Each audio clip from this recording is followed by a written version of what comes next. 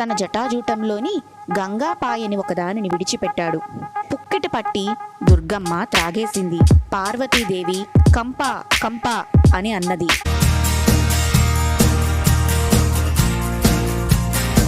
ఒకప్పుడు పరమశివుడు కైలాస పర్వతం మీద కూర్చుని ఉన్న సమయంలో అమ్మవారు లీలా వినోదంగా ఆయనతో సంతోషంగా కాలం గడుపుతూ ఆయన 2 కన్నులను మూసింది. ఆయన ఒక కన్ను సూర్యుడు, మరొక కన్ను చంద్రుడు, అగ్నిహోత్రం 3వ కన్ను.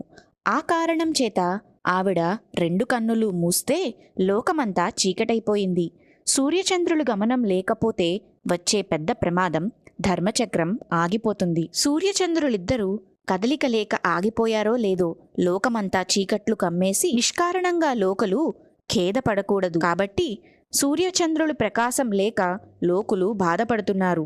నీవు భూలోకానికి వెళ్ళి తపస్సు చేయి అంటే అప్పుడు ఆ పార్వతీమాత భూలోకానికి వచ్చి తపస్సు చేసింది. ఆ తల్లి ఉత్తర భారతదేశంలో హిమాలయాల మీద ఎప్పటినుంచో తనని కుమార్తెగా పొందడానికి ప్రయత్నిస్తూ తపస్సు చేసుకుంటున్న కాత్యాయన మహర్షి కుమార్తె అయి వచ్చింది.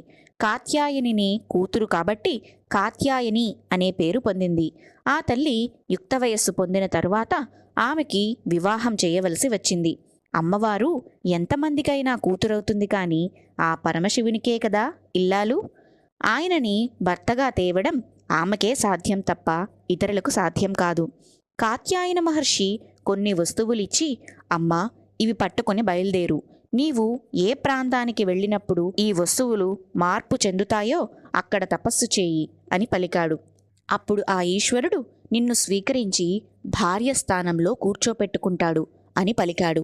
ఆమె బయలుదేరి దక్షిణ దేశం వస్తుండగా కాంచీపురానికి వస్తున్నప్పుడు ఆమెకి ఇచ్చిన వస్తువులు మార్పు చెందాయి. ఈ పట్టణంలోనే తపస్సు చేయాలని అమ్మవారు అక్కడ తపస్సు ప్రారంభం చేసింది.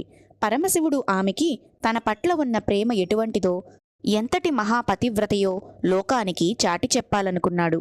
ఆయన తన జటాజూటంలోని గంగాపాయని ఒకదానిని విడిచిపెట్టాడు. విశేషమైన ప్రవాహం వచ్చేస్తున్నది. ఆవిడ ఒక సైకత లింగాన్ని చేసి ఆరాధన చేస్తున్నది. లింగం కొట్టుకుని పోతుందేమో అని బెంగ కలిగి దుర్గమ్మ ఆవిర్భవించేటట్లుగా ధ్యానం చేసింది. ప్రళయకాల బంధిని గంగ అని అంటారు. ఆ నీటినంతటినీ త్రాగేయమంది. పరమశివుడు జటాజూటంలో నుంచి విడిచిపెట్టిన గంగా ప్రవాహాన్ని పుక్కిట పట్టి దుర్గమ్మ త్రాగేసింది. శివుడు చూసి, నేను గంగని విడిచిపెడితే తనదైన దుర్గా స్వరూపాన్ని సృజించి ఆ నీటిని అంతటినీ తాగేసింది. ఏం చేస్తుందో చూద్దామని అంతకన్నా ఉధృతమైన ప్రవాహాన్ని విడిచిపెట్టాడు. నారాయణ నారాయణి అన్నా చెల్లెళ్ళు. విష్ణువు ఎదురుగా కనబడి, ఇదంతా బావగారి లీల. నీకు ఉన్న పతిభక్తిని ఆవిష్కరింపచేయడానికి చేసిన ప్రయత్నం. నీ పతిభక్తి లోకానికి తెలుస్తుంది. ప్రవాహం నిన్నేమీ చెయ్యలేదు అని పలికాడు. బ్రహ్మాండమైన ప్రవాహం కాంచీపురం వైపు వస్తుంటే పార్వతీదేవి కంపా కంపా అని అన్నది. అంటే భయం భయం అని అర్థం. అమ్మవారే భయం పోగొట్టగలిగిన ఆదిశక్తి. ఆవిడకు భయం లేదు, కానీ సైకతలింగం వెళ్ళిపోతుందేమోనని ఆమెకు భయం.